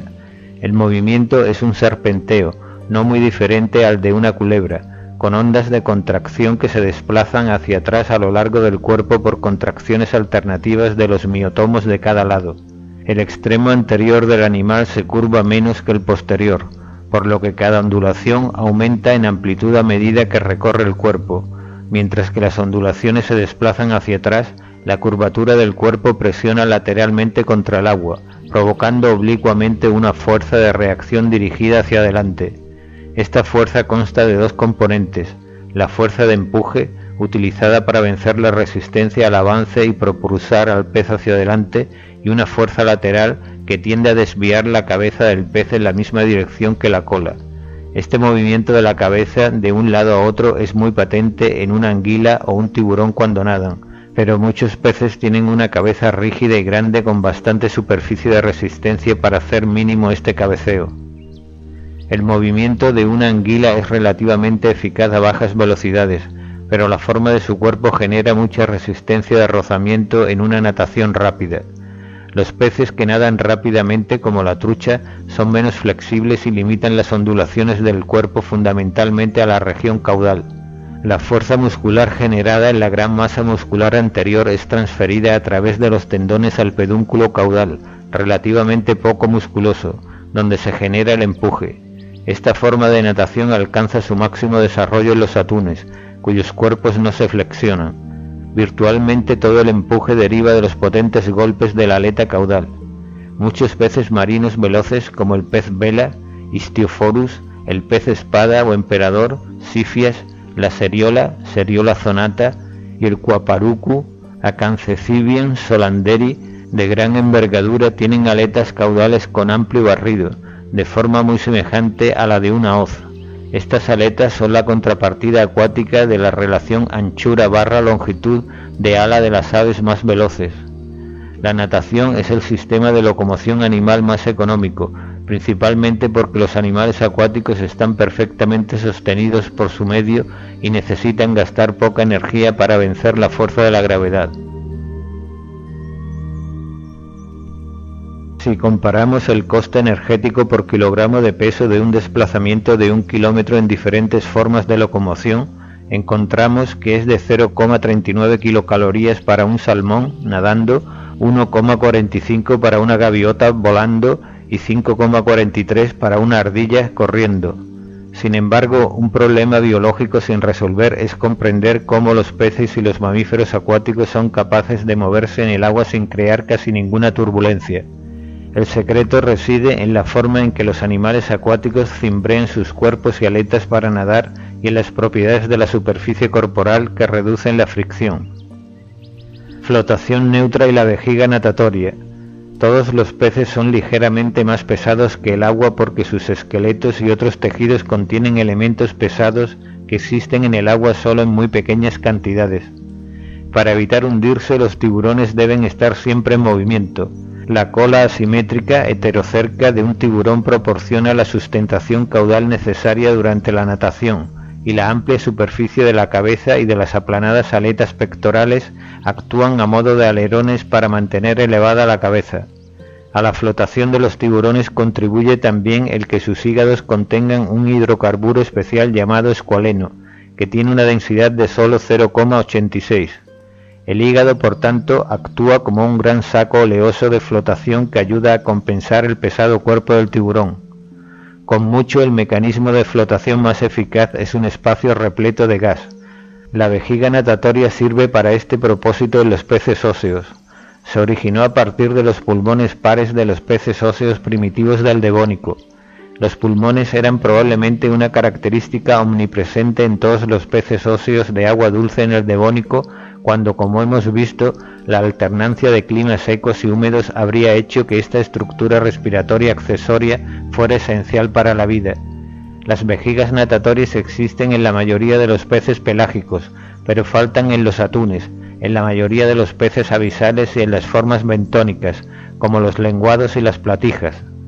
Mediante el ajuste del volumen de gas en la vejiga natatoria, un pez puede conservar una flotación neutra y mantenerse suspendido indefinidamente a cualquier profundidad sin esfuerzo muscular. Sin embargo, este mecanismo presenta graves problemas técnicos. Si el pez desciende a grandes profundidades, la vejiga natatoria sufre tal compresión que el pez llega a pesar más y tiende a hundirse. Debe añadirse gas a la vejiga para restablecer de nuevo el equilibrio de flotación. Si el pez sube, el gas de la vejiga se expande, haciendo al pez más ligero. A no ser que el gas sea expulsado, el pez subirá cada vez con más velocidad, a medida que la vejiga natatoria continúe expandiéndose. Los peces ajustan el gas de las vejigas natatorias de dos maneras. Los peces menos especializados, como la trucha por ejemplo, tienen un conducto neumático que conecta la vejiga natatoria con el esófago. Estas formas deben subir a la superficie y tragar aire para cargar la vejiga, y obviamente están restringidas a aguas relativamente poco profundas. Los teleósteos más especializados han perdido el conducto neumático. En estos peces el gas debe originarse en la sangre e introducirse en la vejiga natatoria. El intercambio se realiza en dos zonas altamente especializadas, una glándula del gas que segrega gas en la vejiga y un área de reabsorción, u oval, que puede sacar gas de la vejiga. La glándula del gas contiene una importante red de capilares sanguíneos, llamados rete mirabilis, red maravillosa, que transfiere gases, especialmente oxígeno, desde la sangre a la vejiga natatoria mediante un mecanismo de contracorriente. La increíble eficacia de este mecanismo está ejemplificada por los peces que viven a profundidades de 2400 metros. Para mantener la vejiga inflada a esta profundidad, el gas interno, principalmente oxígeno, pero también cantidades variables de nitrógeno, monóxido de carbono y argón, debe tener una presión superior a 240 atmósferas, mucho mayor que la presión de una bombona de acero de gas industrial. No obstante, la presión de oxígeno en la sangre del pez no puede sobrepasar las 0,2 atmósferas, igual a la presión del oxígeno en la superficie. Los fisiólogos, que al principio estaban desconcertados con el mecanismo de secreción de gas, comprenden ahora cómo opera. En resumen, la glándula del gas segrega ácido láctico, que penetra en la sangre causando una alta acidez localizada en la rete mirabilis, lo que fuerza a la hemoglobina a deshacerse de su carga de oxígeno. Los capilares de la red están dispuestos de forma que el oxígeno liberado es acumulado en la red, alcanzando momentáneamente una presión tan alta que el oxígeno se difunde al interior de la vejiga natatoria. La presión de gas alcanzada en la vejiga natatoria depende de la longitud de los capilares de la red. Estos son relativamente cortos en peces que viven cerca de la superficie, pero extremadamente largos en peces de las profundidades. Respiración. Las branquias de los peces están compuestas de finos filamentos cubiertos por una delgada membrana epidérmica que está plegada repetidamente en lamelas aplanadas y ricamente provista de vasos sanguíneos. Las branquias están localizadas en el interior de la cavidad faríngea y cubiertas por una placa ósea móvil, el opérculo. Esta estructura proporciona una excelente protección a los delicados filamentos branquiales, hace hidrodinámico el cuerpo y posibilita un sistema de bombeo para mover el agua a través de la boca y las branquias hacia el exterior por el opérculo. En vez de placas operculares como en los peces óseos, los elasmobranquios tienen una serie de hendiduras branquiales a través de las cuales el agua fluye hacia afuera. Tanto en los elasmobranquios como en los peces óseos, el mecanismo branquial está dispuesto para bombear suave y continuamente agua sobre las branquias, aunque para el observador parezca que la respiración de los peces es pulsátil. La corriente de agua es opuesta a la del flujo sanguíneo, flujo contracorriente. el más eficaz dispositivo para extraer la mayor cantidad posible de oxígeno del agua. Algunos peces óseos pueden extraer hasta un 85% del oxígeno del agua al pasar por las branquias. Los peces más activos, como el arenque y la caballa, solo pueden tener suficiente agua para su elevada demanda de oxígeno si permanecen nadando continuamente. Así fuerzan al agua a entrar en su boca y pasar a través de las branquias. Esto se denomina ventilación forzada. Estos peces se asfixiarían si los dejásemos en un acuario que limitase su libertad de movimientos, incluso aunque el agua estuviese saturada de oxígeno. Un sorprendente número de peces puede vivir fuera del agua por diferentes periodos de tiempo respirando aire atmosférico. Peces diferentes utilizan dispositivos distintos para ello. Hemos descrito los pulmones de los peces pulmonados, Polypterus, y de los extintos Crossopterygius. Las anguilas de agua dulce a menudo hacen excursiones tierra adentro durante periodos lluviosos, usando el tegumento como principal superficie respiratoria. El bowfin, Amia, tiene branquias y una vejiga natatoria semejante a un pulmón. A bajas temperaturas utiliza solamente sus branquias, pero a medida que la temperatura y la actividad del pez aumentan, su respiración es fundamentalmente aérea a través de su vejiga natatoria. La anguila eléctrica presenta las branquias degeneradas y debe complementar la respiración branquial inspirando aire a través de su cavidad bucal vascularizada. Uno de los peces adaptados al intercambio gaseoso atmosférico es la perca trepadora de la India, que pasa la mayoría de su tiempo en tierra, cerca de la orilla del agua, respirando aire a través de unas cámaras aéreas especiales situadas por encima de las branquias, que son muy reducidas. Regulación osmótica. El agua dulce es un medio extremadamente diluido, con una concentración de sal entre 0,001 a 0,005 moles gramo por litro, muy inferior a la de la sangre de los peces que viven en ella, que tienen entre 0,2 a 0,3 moles. De esta manera, el agua tiende a entrar osmóticamente en sus cuerpos y las sales se pierden por difusión hacia el exterior. Aunque la superficie escamosa y mucosa del cuerpo es casi totalmente impermeable al agua, la ganancia de agua y la pérdida de sales se producen a través de las delgadas membranas de las branquias. Los peces de agua dulce son reguladores hiperosmóticos que tienen varias defensas contra estos problemas.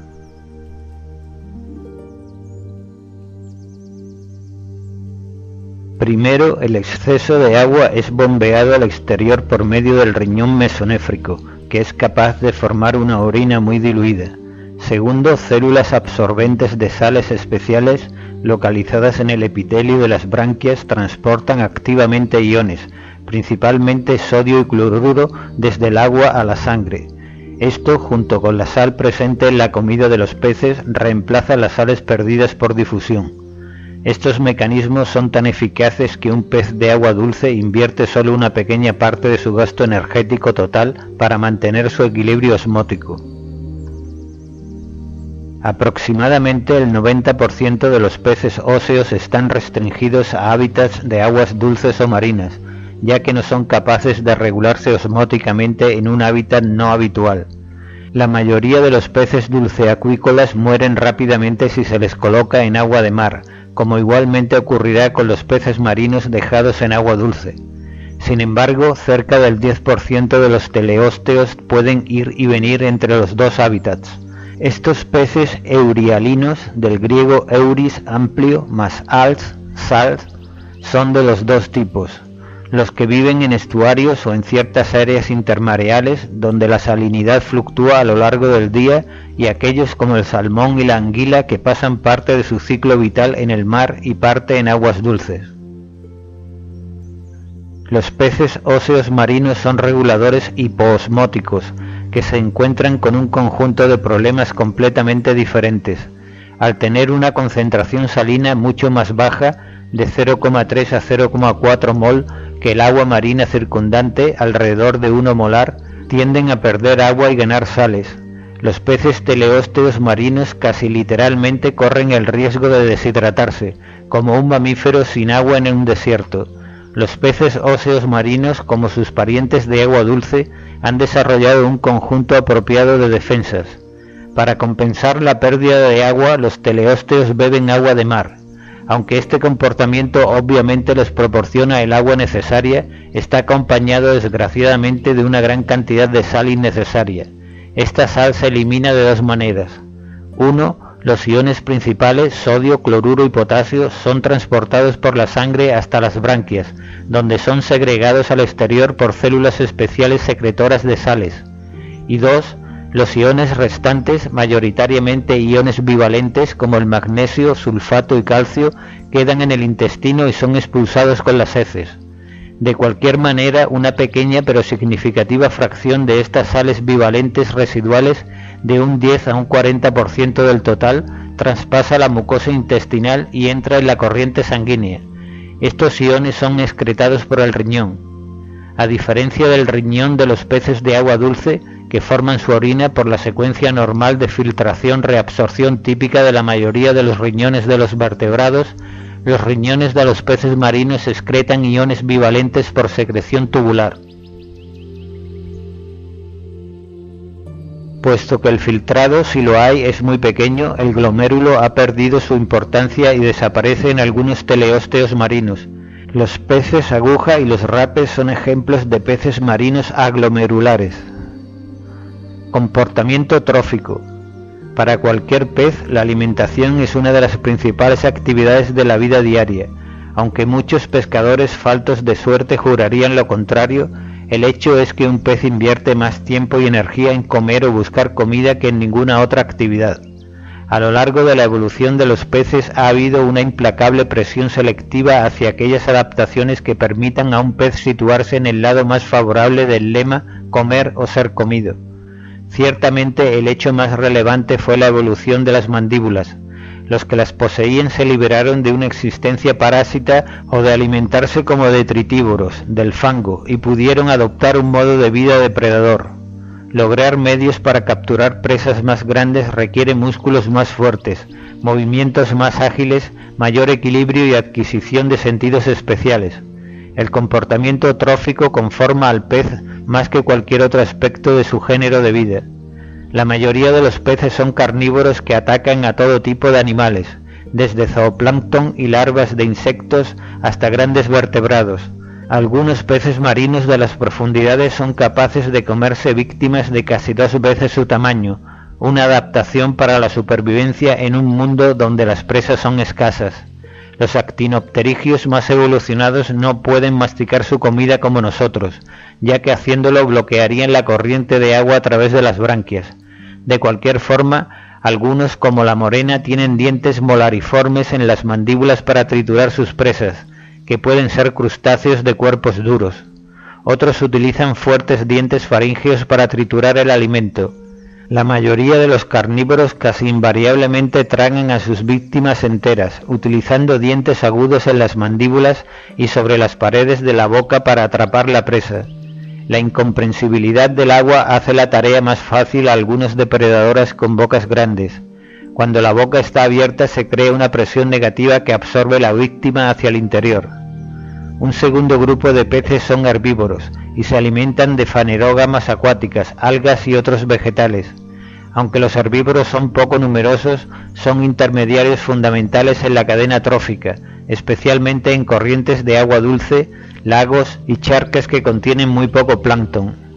Los suspensívoros, que engullen los abundantes microorganismos marinos, forman un tercer grupo que comprende desde las larvas de peces hasta los tiburones ballena. De cualquier forma, los más característicos de los comedores de plancton son los peces del grupo de los arenques, el arenque, la anchoa, el capelán, la sardina y otros, que son en su mayor parte pelágicos, habitantes de mar abierto, y viajan en grandes bancos. Tanto el fitoplancton como el más pequeño zooplancton son separados del agua con un mecanismo semejante a un tamiz, las branquispinas. Como los planctófagos son los más abundantes de todos los peces, resultan un importante alimento para los carnívoros, más grandes pero menos numerosos. Muchos peces de agua dulce, especialmente los miembros de la gran familia de los cíclidos, también dependen en su nutrición del plancton. Un cuarto grupo de peces son omnívoros, que se alimentan tanto de vegetales como de animales. Finalmente están los basureros o detritívoros, que se alimentan de restos orgánicos, detritos y los parásitos que absorben sustancias corporales de otros peces. La digestión sigue el plan típico vertebrado en la mayoría de los peces, excepto en varios que carecen de estómago. La comida pasa de este al intestino tubular, que tiende a ser corto en los carnívoros y extremadamente largo y enrollado en formas herbívoras. En la carpa, por ejemplo, el intestino puede medir 9 veces la longitud del cuerpo, una adaptación para la lenta digestión requerida por los hidratos de carbono vegetales. En los carnívoros, la digestión de algunas proteínas puede iniciarse en el medio ácido del estómago, pero la principal función de este es almacenar las a menudo grandes pero espaciadas tomas de alimento en espera de su paso al intestino. La digestión y la absorción se producen simultáneamente en el intestino. Un carácter curioso de los peces actinopterigios, especialmente los teleósteos, es la presencia de numerosos ciegos pilóricos, que no se encuentran en ningún otro grupo de vertebrados. Su función primaria parece ser la absorción de grasas, aunque segregan toda clase de enzimas, proteasas, carbohidrasas y lipasas. Su número va desde 2 o 3 hasta varios cientos en algunas especies de teleósteos evolucionados. Migración. Anguila. Durante siglos los naturalistas han estado desorientados respecto al ciclo vital de la anguila de agua dulce, anguila, del latín anguila, una especie comercial común e importante de los ríos costeros del Atlántico Norte. Las anguilas son catádromos, del griego kata, hacia abajo, más dromos, correr, lo que significa que pasan la mayor parte de su vida en aguas dulces, pero migran al mar para reproducirse. Cada otoño un gran número de anguilas son vistas nadando río abajo, pero nunca vuelven adultos, y cada primavera un incontable número de anguilas jóvenes llamadas angulas, cada una del tamaño de una cerilla de madera, aparecen en los ríos costeros y comienzan a nadar río arriba. Se suponía que las anguilas debían desovar en algún lugar en el mar, pero la localización de sus áreas de cría era totalmente ignorada. La primera pista fue dada por 2 científicos italianos, Grassi y Calandruccio, quienes en 1896 publicaron que las angulas no eran larvas de anguilas, sino estados juveniles relativamente avanzados.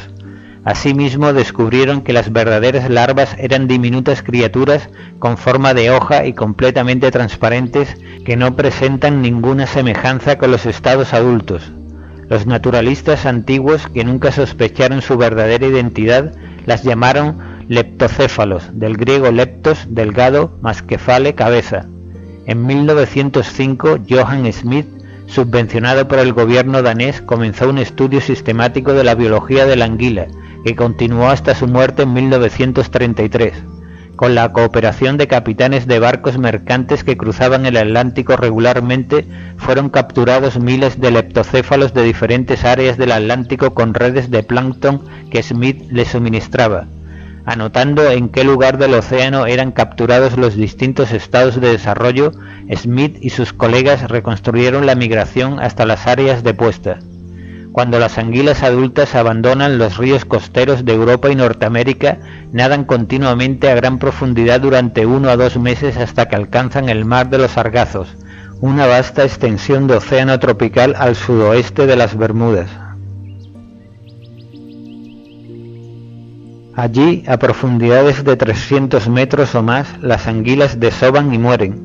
La diminuta larva comienza entonces un increíble viaje de regreso a las costas de Europa, guiándose por la corriente del Golfo y siendo constantemente presa de numerosos depredadores. Alcanzan la mitad del Atlántico después de 2 años. Al final del 3er año llegan a la costa de Europa, donde el leptocéfalo se transforma en angula, con un inconfundible aspecto anguiliforme. Aquí los machos y las hembras se separan. Los machos permanecen en las aguas salobres de las desembocaduras de los ríos y estuarios, mientras que las hembras continúan remontando el río, a menudo viajando cientos de kilómetros río arriba. Después de 8 a 15 años de crecimiento, las hembras, ahora de 1 metro o más de largas, vuelven al mar para reunirse con los machos más pequeños.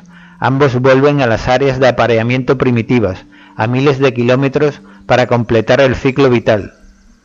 Smith encontró que la anguila americana, Anguilla rostrata, Podía distinguirse de la europea Anguilla vulgaris porque tiene menos vértebras, aproximadamente 107 en la anguila americana comparado con una media de 114 en la especie europea, puesto que la anguila americana está mucho más cerca de la costa norteamericana, solo necesita 8 meses para realizar el viaje.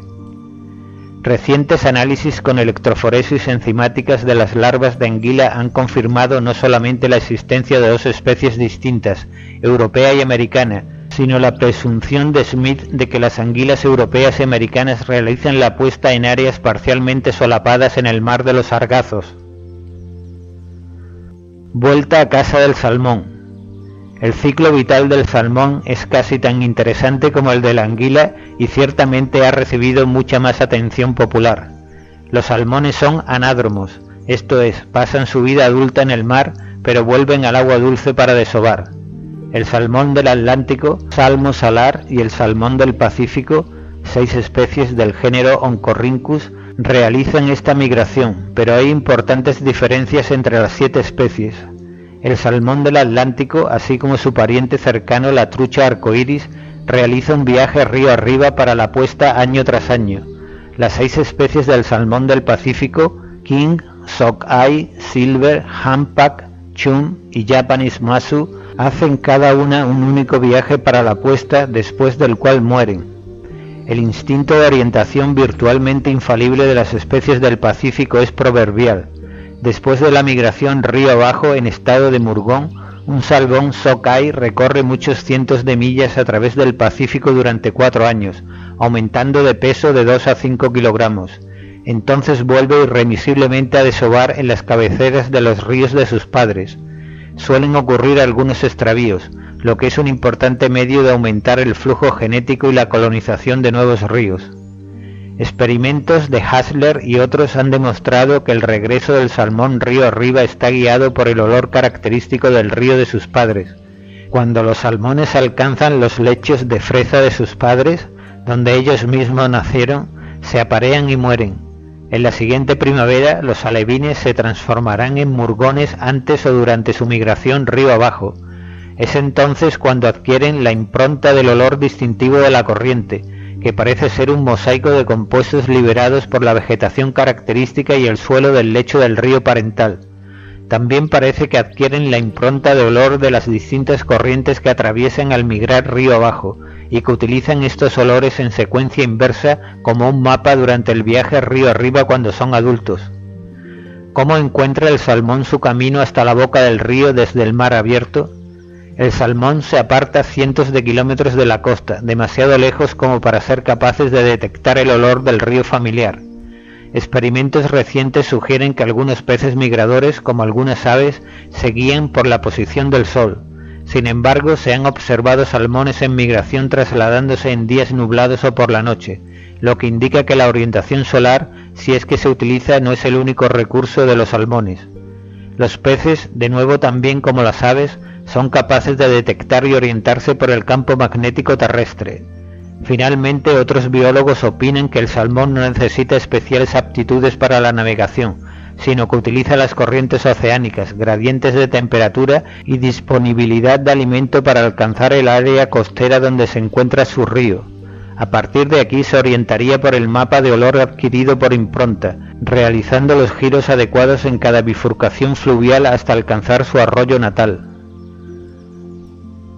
Los viajes del salmón en el Pacífico noroeste se han visto muy afectados por una combinación letal de degradación de las zonas de desove por la industria maderera, la contaminación y muy especialmente por las más de 50 presas hidroeléctricas que obstruyen la migración río arriba del salmón y matan a los que van río abajo al pasar por las turbinas de los generadores. Además, la cadena de embalses de las presas que han convertido los cursos de los ríos Columbia y Snake en una serie de lagos aumenta la mortalidad de los jóvenes salmones que van río abajo al ralentizar su paso hacia el mar. El resultado es que la cantidad de salmones actuales es solamente alrededor del 3% de los 10 a 16 millones de peces que subían por los ríos hace 150 años. Mientras los planes de recuperación se ven retrasados por las industrias de la energía, los grupos conservacionistas argumentan que a la larga la pérdida del salmón puede resultar más dañina para la economía regional que invertir hoy en cambios necesarios que permitan recuperarse a las poblaciones de salmones. Reproducción y crecimiento. En un grupo tan diverso como el de los peces no es una sorpresa encontrar unas variaciones extraordinarias en la reproducción sexual. La mayoría de los peces han seleccionado lo más simple, la gran mayoría son dioicos, con fecundación externa y desarrollo externo de los huevos y del embrión. Este modo de reproducción se denomina ovíparo, que significa productor de huevos. Sin embargo, como saben todos los aficionados a los peces tropicales, los populares guppies y mollies de los acuarios domésticos llevan, tras el desarrollo embrionario, a sus jóvenes vivos a una cavidad ovárica de la madre. Se dice que estas formas son ovovivíparas. Como ya se ha dicho anteriormente en este capítulo, existen incluso algunos tiburones que desarrollan un cierto tipo de unión placentaria, a través de la cual los jóvenes se nutren durante la gestación. Estas formas, como los mamíferos placentarios, son vivíparas, que paren crías vivas. Pero volvamos al sistema de reproducción ovíparo, mucho más común. Muchos peces marinos son productores de huevos extraordinariamente prolíficos. Machos y hembras van juntos en grandes bancos y sin previo apareamiento liberan una inmensa cantidad de gametos en el agua que son transportados por la corriente. La gran hembra del bacalao podría liberar de 4 a 6 millones de huevos en una única puesta. Menos de uno entre 1 millón sobrevivirá a los numerosos peligros del océano hasta alcanzar la madurez reproductora. A diferencia de los pequeños, flotantes y transparentes huevos de los teleósteos marinos pelágicos, los huevos de los teleósteos litorales o costeros son más grandes, con mucho vitelo nutritivo, no flotan y son adhesivos. En general, los peces que viven en aguas costeras donde prevalece la acción del oleaje y corrientes a lo largo de la costa disponen de sus huevos de una forma más económica. Algunos los entierran, muchos los sujetan a la vegetación, algunos los depositan en nidos y otros incluso los incuban en sus bocas. Muchas especies costeras vigilan sus huevos. Los intrusos que buscan en los huevos una fácil presa se encuentran con una estrecha vigilancia, a menudo belicosa, desarrollada por el guardián, que es casi siempre el macho. Los peces de agua dulce producen casi invariablemente huevos no flotantes. Los que no desarrollan cuidados parentales, como la perca, simplemente dispersan sus miríadas de huevos entre las algas y por el fondo. Los peces de agua dulce que presentan algún tipo de cuidado de los huevos producen huevos más grandes y en menos cantidad, que gozan de mejores oportunidades para sobrevivir. Por regla general, los peces de agua dulce desarrollan elaborados preliminares previos al apareamiento. La hembra del salmón del Pacífico, por ejemplo, lleva a cabo una danza junto con su pareja, llegando después al lugar de la puesta en un río de fondos de guijarros y corrientes rápidas. Entonces la hembra gira sobre su costado y excava un nido con su cola.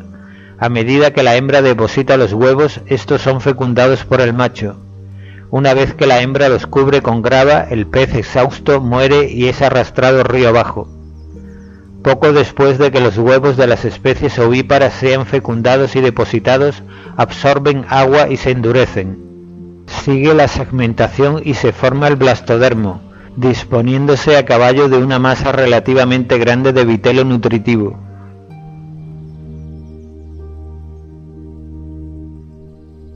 Pronto esta masa de vitelo queda incluida dentro del blastodermo en desarrollo, que entonces empieza a adquirir un aspecto pisciforme.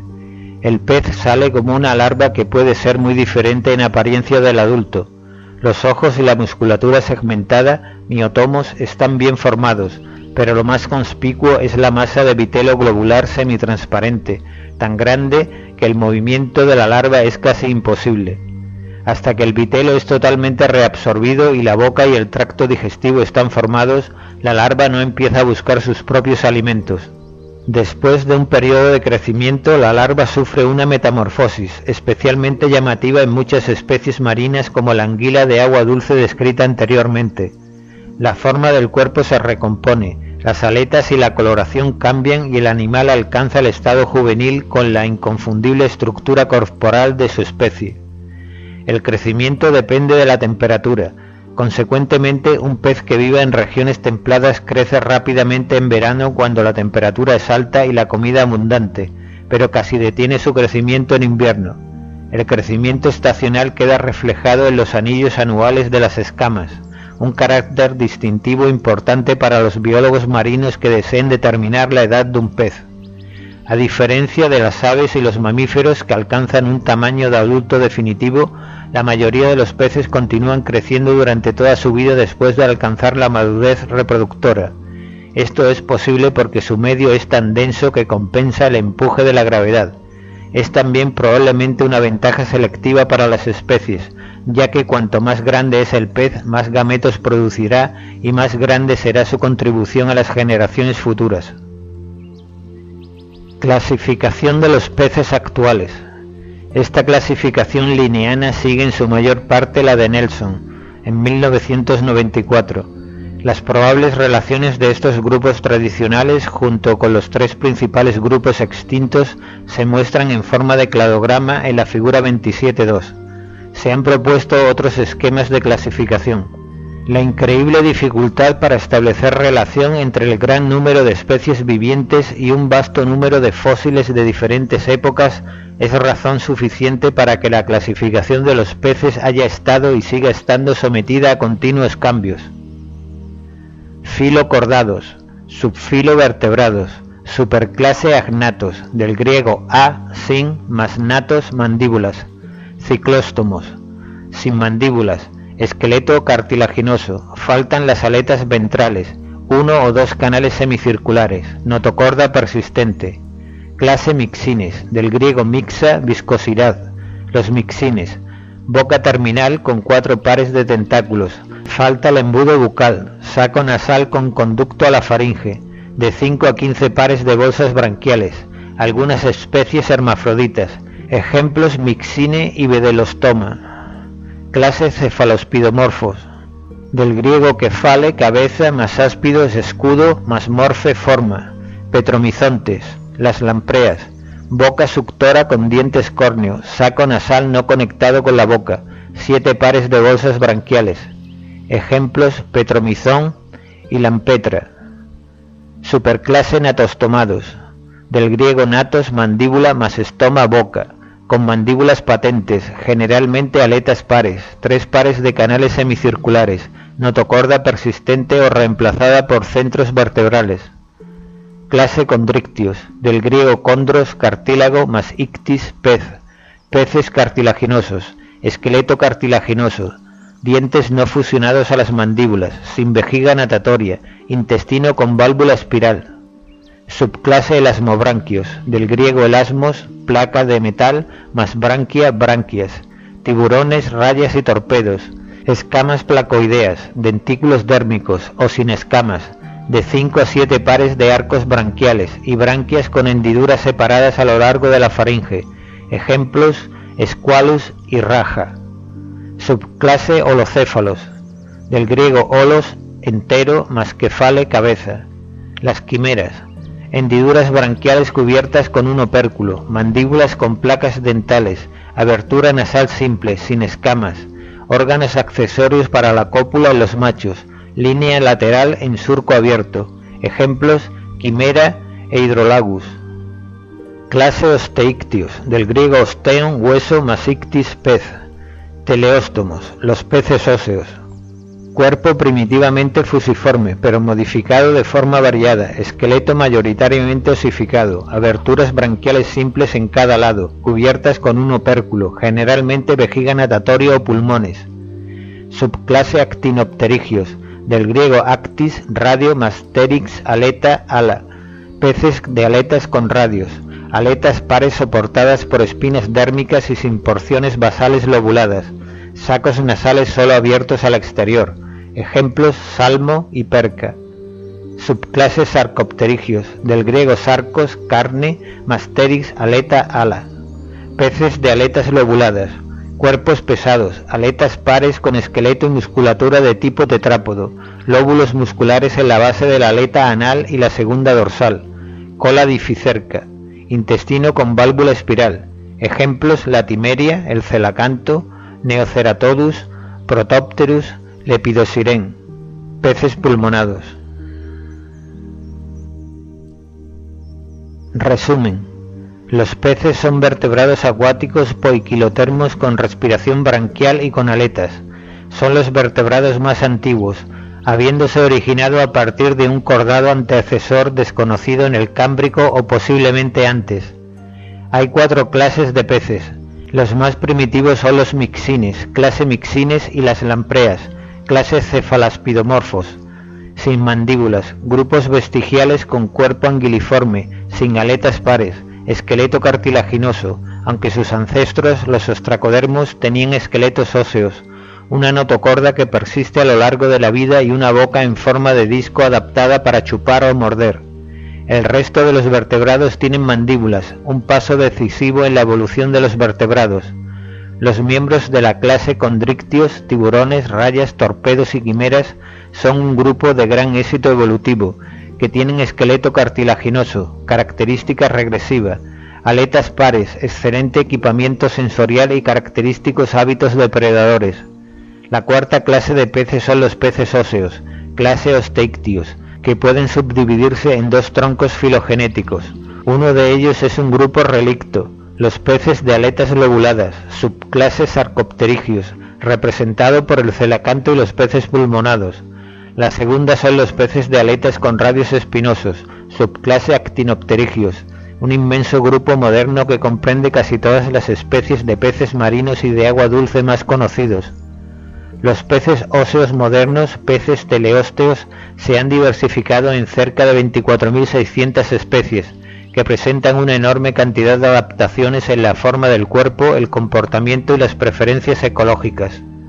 Los peces nadan por contracciones ondulatorias de la musculatura, que generan un empuje, fuerza propulsora y una fuerza lateral de sustentación.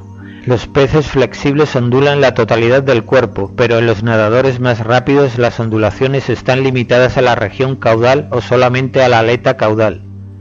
La mayoría de los peces óseos pelágicos consiguen una flotación neutra para mantenerse en el agua utilizando una vejiga natatoria rellena de gas, el mecanismo más eficaz de secreción de gas conocido en el reino animal. Las branquias de los peces tienen un flujo contracorriente eficaz entre el agua y la sangre, que les facilita unos elevados niveles de intercambio de oxígeno. Todos los peces, a excepción de los mixines, tienen una regulación osmótica e iónica bien desarrollada, conseguida principalmente por los riñones y las branquias. Con la excepción de los agnatos sin mandíbulas, todos los peces tienen mandíbulas que están diversamente modificadas según los distintos hábitos de alimentación, carnívora, herbívora, planctófaga y omnívora.